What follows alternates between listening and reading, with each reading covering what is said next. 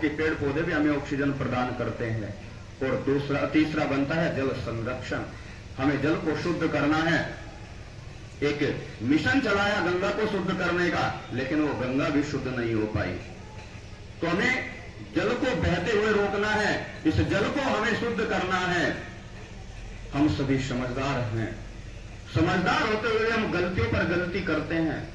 अब ये पूरा गांव समझदार है देखो मेरी नजरों में तो, क्योंकि भाई प्रतिदिन यज्ञ होते हैं स्वाहिड़ी गांव में, तो मैं तो यही कहूंगा कि ये स्वाहिड़ी गांव समझदार है। लेकिन समझदार होकर के भी हम गलती करते हैं, और एक नहीं गलतियों पर गलती करते हैं। यज्ञों में हमने आना छोड़ दिया। आज देखो कितनी संख्या, 5 वेदियों पर केवल यजमान बैठकर के आहुति दे रहे हैं। तो ये क्या है, हम समझदार होकर के भी पागल बन रहे हैं, और पाप के बाप को हम अपनाते हुए चल रहे हैं। एक कथानक में पढ़ रहा था कि पाप का बाप क्या होता है। एक विद्यार्थी जो उच्च विद्यालय में पढ़ाई करके आया, और पढ़ाई करके आने के बाद में अपने परिवार में घूम रहा है, अपने गांव में घूम रहा है, और गांव में घूमते घूमते जब उसके पिताजी उससे पूछ बैठते हैं कि बेटा तू इस ऊंचे विद्यालय में पढ़ाई करके आया है, तुमने यूनिवर्सिटी को पास किया है, अगर मैं तुमसे एक प्रश्न करूं क्या तुम उस प्रश्न का उत्तर दे पाओगे? तो वो बेटा कहता है कि पिताजी मैं कोशिश करूंगा, मैं आपके प्रश्न का उत्तर देने की कोशिश करूंगा, आप मुझे अपना प्रश्न बताइए। तो वो पिताजी कहते हैं कि बेटा मेरा एक प्रश्न है, आप मुझे उस प्रश्न का उत्तर दो। और बेटी क्या कहता है कि वो पाप का बाप आप मुझे बताइए कि पाप का बाप क्या होता है।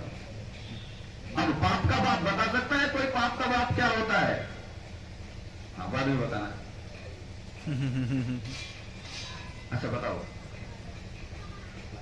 बहुत बढ़िया, बेटी ने बताया, एक बार हथेली बजाओ।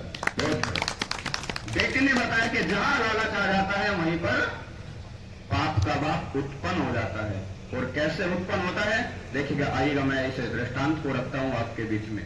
तो जब वो बेटा अपने पिता का वो प्रश्न सुनता है, तो उस प्रश्न का उत्तर उस बेटे से नहीं दिया गया। क्यों? उसे पता नहीं पाप का बाप क्या होता है। वो तो वाराणसी से विद्यालय से पढ़कर के आया है, उसने यूनिवर्सिटी को टॉप किया है, लेकिन उसको ये जानकारी थोड़ी ना है वो पाप का बाप क्या होता है। क्योंकि पाप का बाप तो हमें हमारे बड़े बुजुर्ग बता सकते हैं। क्यों अश्वनी जी? जब हम अपने बड़े बुजुर्गों का संग करेंगे, विद्वानों के पास में बैठेंगे, तब हमें इन चीजों का पता चलता है कि पाप का बाप क्या होता है, लालच क्या होता है।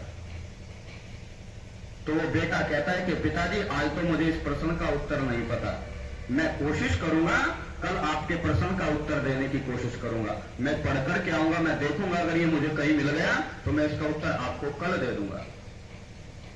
तो वो बेटा कहता है, वो पिताजी कह रहे हैं कि बेटा ठीक है, आप मुझे कल बता देना। अब वो परेशान हो गया, और परेशान होते होते अपने चाचा से पूछता है, अपने ताऊ से पूछता है कि ताऊ जी मुझसे पिताजी ने ये क्वेश्चन किया है, ये प्रश्न पिताजी ने मुझसे पूछा है, आप इसका उत्तर दे दीजिएगा, मुझे तो इसके उत्तर का पता नहीं है। तो वो ताऊ जी कहते हैं, वो चाचा जी कहते हैं, अरे बेटा ये छोटा सा प्रश्न जो तो हमारे पास में लेकर के आया, इसका उत्तर तो कोई भी दे सकता है। देखो इस बच्चे ने उत्तर दिया है, तो इस प्रश्न का उत्तर तो कोई भी दे सकता है, आप हमसे क्यों बोल रहे हो? इस प्रश्न का उत्तर तो बराबर में बैठा भेड़िया भी दे सकता है, जो बकरी को चला रहा है। आप उस बकरी चलाने वाले के पास में चले जाओ, वो आपके प्रश्न का उत्तर दे देगा।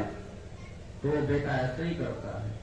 बराबर में जो गड़रिया, जो वो व्यक्ति बकरियों को चला रहा है, तो उस व्यक्ति के पास में वो बालक पहुंच जाता है, और बालक पहुंचने के बाद में वहां पर हाथ जोड़ करके उससे विनती करता है कि बाबूजी मेरा एक प्रश्न है, आप इस प्रश्न का उत्तर मुझे दे दीजिएगा। क्या आप मेरे प्रश्न का उत्तर दे सकते हो? तो बाबूजी कहता है, वो बड़ा व्यक्ति कहता है कि हाँ बेटा मैं प्रयास करूंगा, आप बताओ आपका प्रश्न क्या है, मैं उत्तर देने का प्रयास करूंगा। तो वो बेटा कहता है कि बाबूजी मुझे ये जानना है कि पाप का बाप क्या होता है। अब जब उस व्यक्ति ने इस प्रश्न को सुना, तो थोड़ा सोचने के बाद में, समझने के बाद में, अरे बेटा देखने में तो बड़ा सुंदर लग रहा है, पढ़ा लिखा भी लगता है, कि बेटा तू कहां पढ़ करके आया है? बाबूजी मैं तो वाराणसी से पढ़ करके आया हूं। अब तो वाराणसी से पढ़ करके आया है और तुझे छोटे से उसका सवाल का जवाब नहीं पता? अब नहीं बाबूजी मुझे मिला नहीं, ये कहें। अच्छा इसका उत्तर तो मैं बता दूंगा, लेकिन मेरी कुछ शर्तें होगी, क्या तुम शर्तों को स्वीकार करोगे? अब वो बालक जो था उसको तो सवाल वो उत्तर जानना था।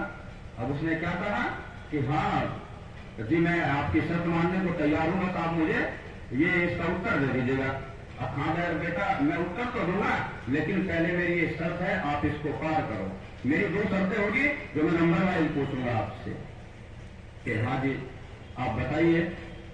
तो अब वो कहता है कि देखो मेरे पास में ये भेड़े हैं, मैं इनका दूध निकालूंगा और दूध निकाल करके भेड़ के पास में जो काला कुत्ता बैठा है, पहले मैं एक कटोरे में दूध निकालूंगा और दूध निकाल करके उस काले कुत्ते से उस दूध को झूठा कराऊंगा और फिर वो दूध तुम्हें पीना पड़ेगा।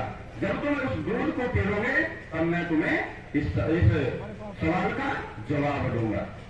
अब बेटे के मन में विचार आया, अरे भाई इस काले कुत्ते का दूध मैं कैसे पी लूं, क्यों पीऊं मैं इस काले कुत्ते का दूध। सही बात है। अब विचार करता करता तो नहीं ये तो गंदी चीज है, मैं इस दूध को नहीं पीऊंगा।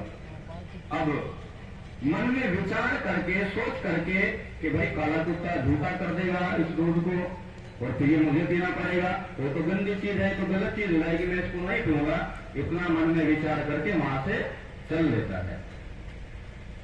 अब चलते चलते मन में थोड़ी दूर पहुंचता है और थोड़ी दूर पहुंचने के बाद में मन में विचार आता है, अरे चलो क्या हुआ भाई, कुत्ते तो हम भी पालते हैं, क्यों आगे से कुत्ते तो अपने परिवार में हम भी पालते हैं, मैं इस कुत्ते का झूठा दूध पी लूंगा तो क्या हो जाएगा, हो सकता है ये औषध का काम कर दे।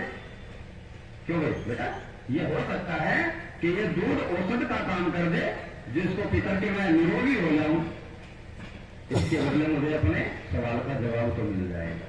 तो वो विचार करके वहां से वापस आ जाता है और वापस आकर के उस बाबूजी से कहता है, उस गडरिया से कहता है कि बाबूजी मुझे